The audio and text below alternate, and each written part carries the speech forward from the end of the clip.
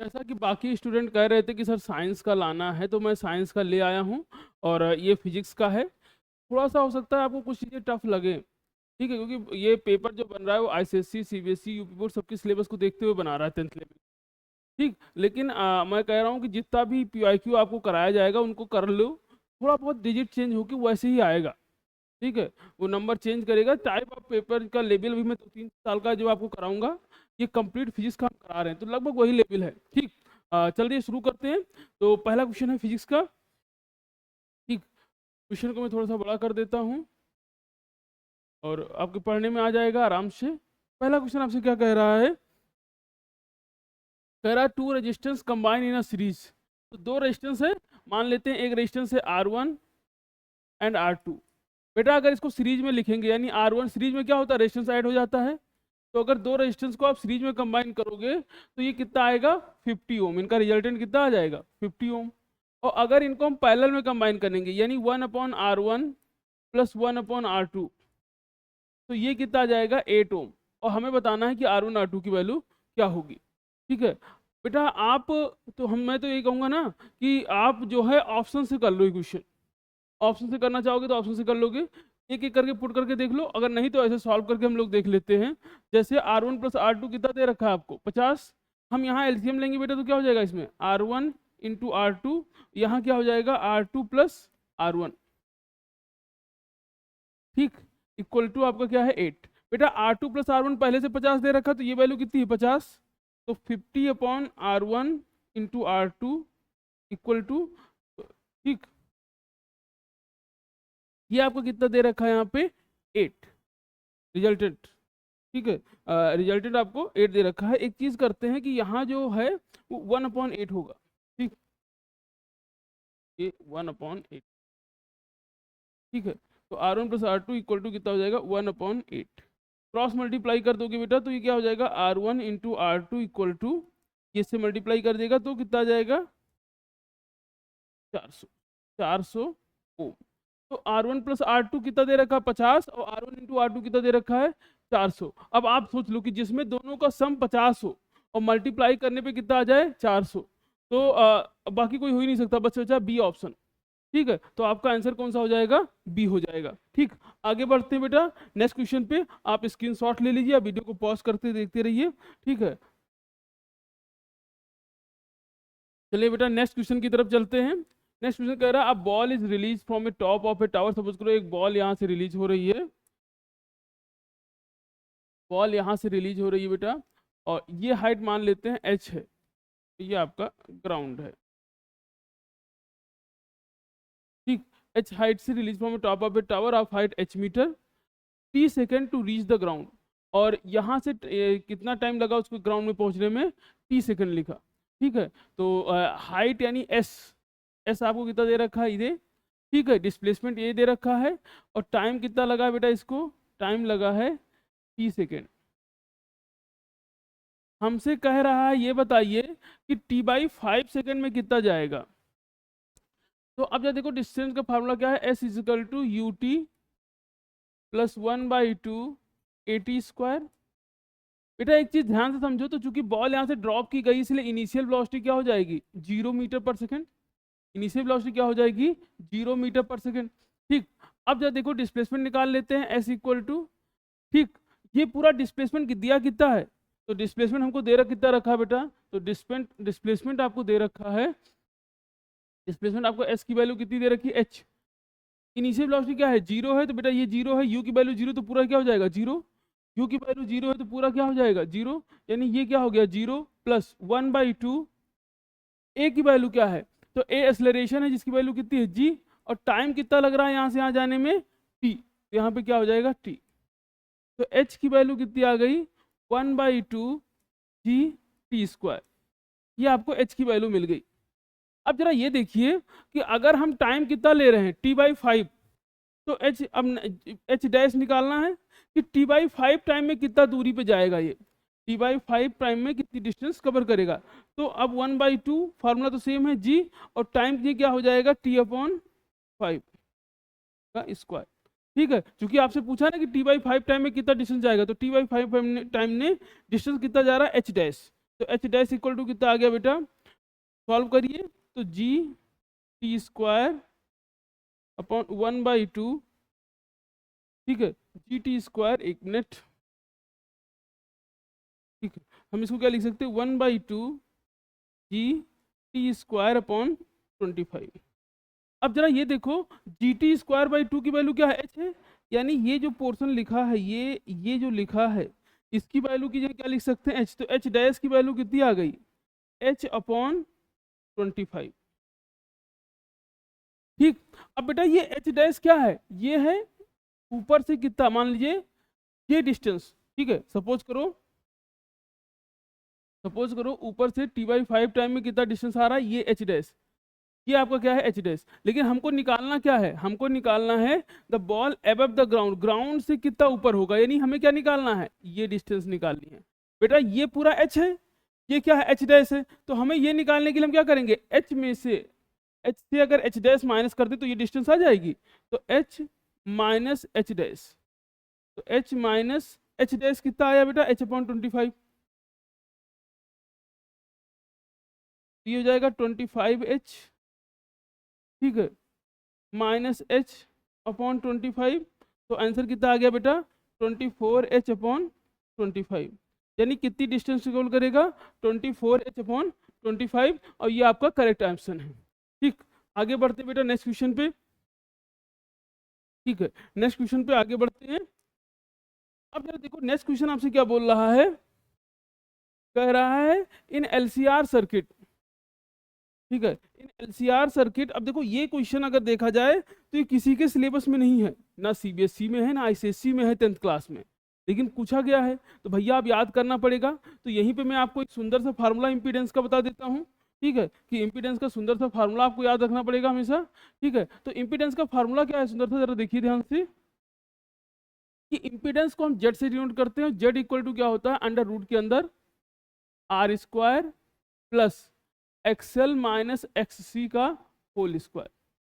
ठीक, अब जब देखो आपको क्वेश्चन में इंपीडेंस निकालना है, जेड इक्वल टू आर कितना दे रखा है 5 ओम, फार्मूला याद रखिएगा, प्लस एक्सएल कितना दे रखा है बेटा, तो एक्सएल 20 है और एक्ससी भी क्या है 20 है, तो 20 माइनस 20, तो जेड इक्वल टू क्या हो गया, अंडर रूट के अंदर 5 का स्क्वायर कितना हो जाएगा 25, प्लस ये क्या आ जाएगा 0, और 25 का रूट कितना आ जाएगा 5, तो इंपीडेंस आपको कितना आ गया बेटा 5 ओम।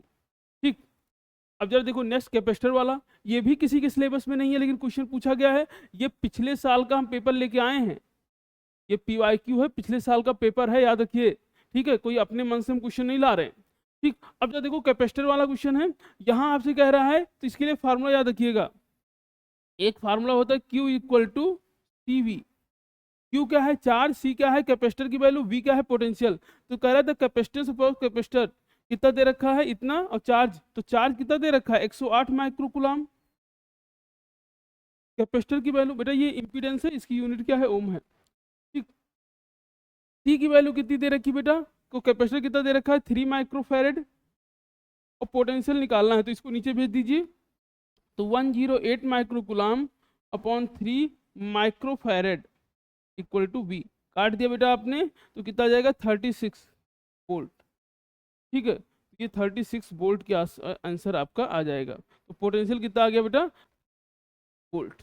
ठीक है, थोड़ा सा अगर आप अपने से प्रैक्टिस पे ध्यान रखोगे तो इन सारे क्वेश्चनों को आप आसानी से कर सकते हो, कुछ ऐसा नहीं है। ठीक है, आपको हो सकता है सिलेबस से बाहर लगे, उसके लिए आप फार्मूला जो बताया जा रहा है उसको वहीं पे याद रखो, कि जब भी कैपेसिटर का क्वेश्चन पूछा जाएगा तो एक यही फार्मूला लगेगा। ठीक, आगे बढ़ते हैं, नेक्स्ट क्वेश्चन आपसे क्या कह रहा है, ठीक है, क्वेश्चन आपसे कह रहा है बेटा कि 1 प्रोटॉन, ठीक है, आपसे कह रहा है क्वेश्चन 1 प्रोटॉन इंटर इन अ मैग्नेटिक फील्ड,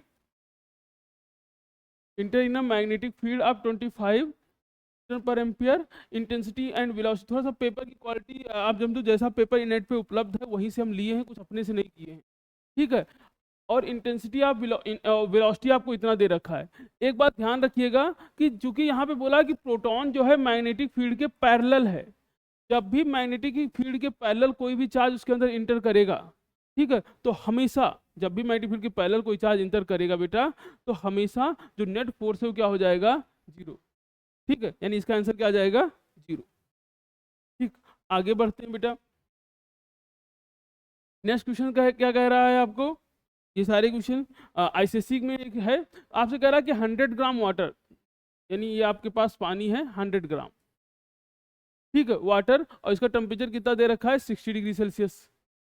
ठीक, एडेड टू, अब एक दूसरा आपके पास पानी है जिसका कौन सा है 180 ग्राम, 180 ग्राम है बेटा, ठीक है, और इसका टेम्परेचर कितना है 95 डिग्री सेल्सियस, इसका टेम्परेचर कितना है 95 डिग्री सेल्सियस। ठीक है, इसका, और इन दोनों को अगर मिक्स किया जाएगा तो टेम्परेचर कितना होगा ये आपको बताना है। इसका 60 डिग्री सेल्सियस है, इसका 95 है, इन दोनों को मिक्स करेंगे तो टेम्परेचर कितना होगा। इसके लिए फार्मूला आपके पास है M1 MC delta T, M1 C यानी स्पेसिफिक हीट कैपेसिटी, चूंकि दोनों वाटर है तो C ही यूज करोगे, ये delta T equal to M2 C delta T. M1 का है इसका मास, इसका मास कितना बेटा 100 ग्राम, टी की वैल्यू स्पेसिफिक हीट कैपेसिटी दिया नहीं है तो आप सी रखो, delta T change in temperature.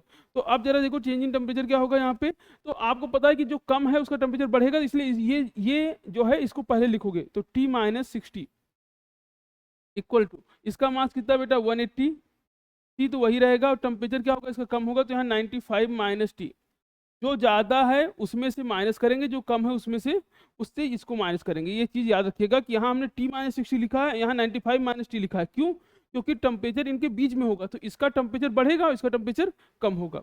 अब देखो C से C कैंसिल हो जाएगा, तो मतलब एक जीरो से एक जीरो काट दीजिए आप, ठीक, अंदर भेज दिया आपने, तो ये क्या हो जाएगा 10T माइनस का 600 इक्वल टू 18 पंचे 90, ये सीफड़ हासिल है 9, 18 9 ही है 162 और 9 171, ठीक है, 18 9 ही 162 और 9 माइनस 18T, बेटा ये इधर आ जाएगा और ये इधर चला जाएगा, इसको इधर ले आओ तो 10T plus 18T equal to 171 plus 600, 1710 plus 600, तो बेटा ये क्या आ जाएगा, ये आ जाएगा 28T इक्वल टू, ऐड कर दीजिए 0 1 7 6 13 की 3 हसीला 1 और 1 1 2, ठीक, तो 132310। अब हमको निकालना है यहाँ से T की वैल्यू निकालनी है, अब आप डिवाइड कर दोगे तो T की वैल्यू आ जाएगी, ठीक है, तो T इक्वल टू यहाँ निकाल लेते हैं, तो T इक्वल टू आपको क्या आ जाएगा बेटा 32310 अपॉन 28, 7 से काट दिया आपने, 7 3 21, 7 3 21 0, 7 चौक 28, 4 से काट दीजिए, 4 7 28, 4 8 32, 1 33 10, 4 दूनी 8 2 10, 4 5 20, 82.5 बी ऑप्शन जो है वो आपका सही है, 82.5 डिग्री सेल्सियस। प्रोसेस आप देख लीजिए, करना इसी तरीके से है। आगे बढ़ते हैं नेक्स्ट क्वेश्चन पे, ठीक, नेक्स्ट क्वेश्चन देखिए आपसे क्या कह रहा है, कह रहा uh magnetic field of 20 round, अब sorry uh magnetic flux of 20 round, ठीक है, uh magnetic flux of 20 round coil reduce to 0, ठीक है, zero from reduce to 0 from reduce to 0 from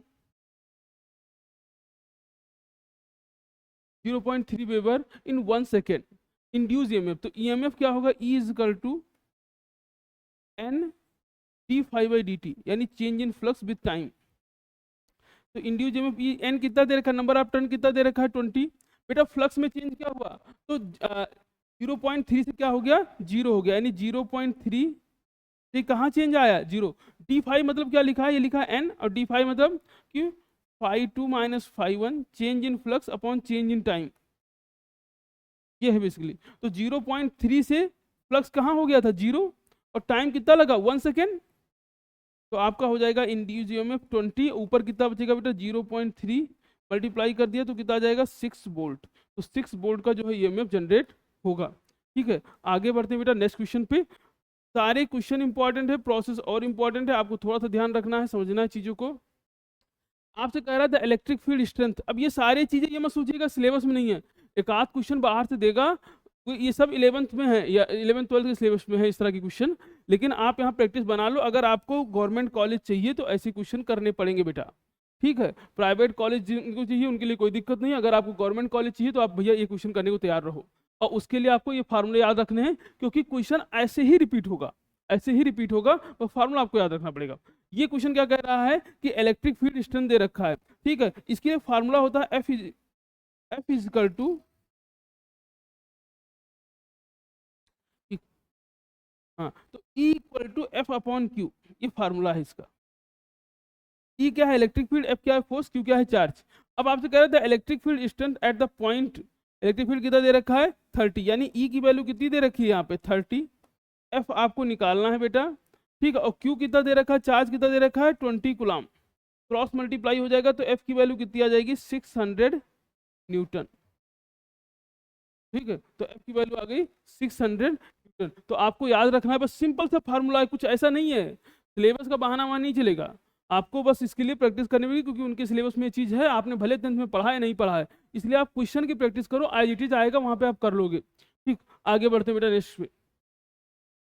अब देखिए ये तो 9th क्लास का क्वेश्चन है, एक बार कोशिश करिए आप अपने से। आपसे क्वेश्चन कह रहा है कि अ पार्टिकल इज मूविंग,